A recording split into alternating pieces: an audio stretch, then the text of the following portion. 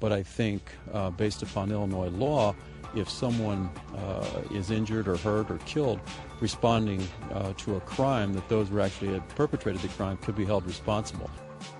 Woo! Jody Weiss is on the prowl. Hey, no murder charges on the lookout, man. But should the pending suspects get murder charges in the death of Sergeant Alan Haymaker, who died in a crash while in pursuit? Call me, 877-358-CLTV. I've got attorney Matt Belcher with me this evening. Attorney Belcher, just a few more Facebook comments. Emily says, the key word, Gerard, is burglary suspect. Aren't we innocent until proven guilty in this country? Valencia says, murdering is knowing and intentionally killing someone. So how do those Facebook remarks contradict the remark that Jody Weiss just made? Jody Weiss wants this to stick.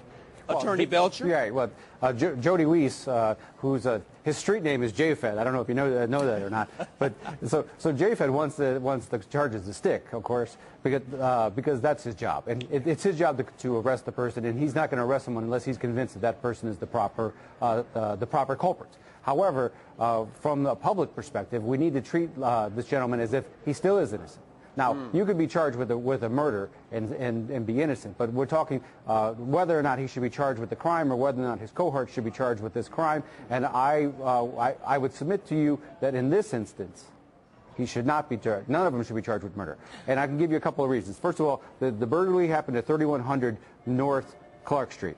Now, as a Northsider, I'll tell you that 3100 Clark to the scene of the accident is 1.4 miles away. There's a police station, the town hall station, in between, exactly a half mile away from where this burglary occurred. Now, there's no indication that Officer Haymaker received this call or was responding to the call when the accident happened. Right, that's true. Right. He's driving a car with poorly maintained, at least allegedly, and has old tires, and there's no indication that the airbag went out. Now, to tie that all to Larry Brown, rather than to look at it as a systemic problem with the Chicago Police Department, and whether it's a budgetary problem or a maintenance problem, but you cannot pin this on Larry Brown's cohorts, the fact that poor Officer Haymaker went off the side of the road. Yeah. Attorney Belcher, let's look at this scenario. Let's say a vehicle is in pursuit and an officer is killed accidentally, let's say while you're pursuing a suspect's vehicle. Totally different than this particular case. Now, could someone get felony murder for that? You know, they could be charged. But to be realistically, I still think that would be a tough case. The only felony murder cases that I have experience with is when it turns out that the driver was intoxicated. If the driver is intoxicated and then kills a police officer, dies as a result of either a pursuit or as a result of an accident, I've seen those people indicted with felony murder charges. Okay. But it's a vehicular homicide, not felony murder, which could be a first-degree murder case. Okay. I'm sorry, which could be the same as first-degree murder. Attorney Matt Belcher, if Brown acted as a lookout while other people threw a car battery through a window of a North Side store early Monday morning, stole several thousands of dollars worth of cell phones, this is what prosecutors say. You know, Attorney Belcher, how dumb can you get? I mean, even though these phones may not be registered, cell phones still have serial numbers and GPS locators. I mean, you know, it shouldn't be long to get these suspects. What do you think? I mean, do you think that Larry Brown is going to start chirping? Well, you know, there's one thing to consider is the fact that now there's a tremendous amount of pressure on Larry Brown because he's been denied bail. He's a repeat offender. I think he's going down no matter what, and whether he cooperates or doesn't cooperate, I'm afraid that if the charges turn out to be true and the state's attorneys are to be believed and he's prosecuted and found to be guilty, that he's going to be going away for a while.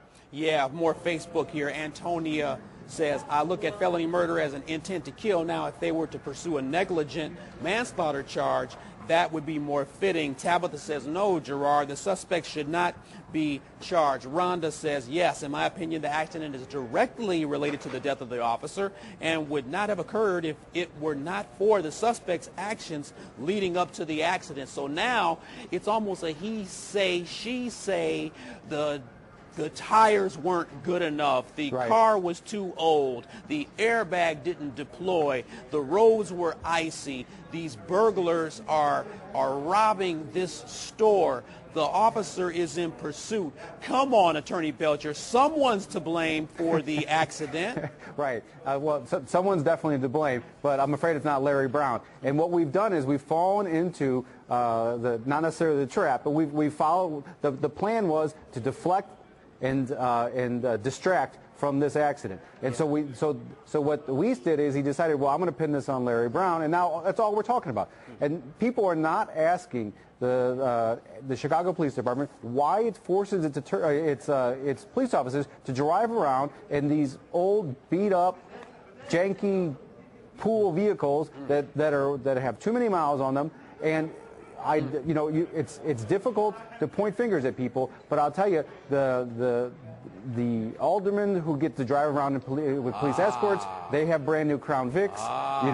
There's been 160 Tahoes that have been ordered for tactical units and for beat officers. And so let's stick up for your average cop who's been on the force for 20-something years, and they're relegated to driving these pool vehicles that are really just pieces of junk. You know what, Attorney Belcher, before I go to break, I mean, don't they deserve state-of-the-art, updated, brand new vehicles? Yeah, you know what, George, you know what, sometimes they pay for the repairs out of their own pocket. You know why? Because once they send them in to the motor pool, they don't always get the same car back. So if you're driving a pool vehicle and you turn it over for repairs, sometimes you get back a crappier car than you had to begin with. Oh man, this is terrible. I've got Attorney Matt Belcher with me. Stay with me through one more segment. No murder charges on the lookout, man, but should the pending suspects get murder charges in the death of Sergeant Alan Haymaker, who died in a crash while in pursuit? Give me a call right now, 877-358-CLTV,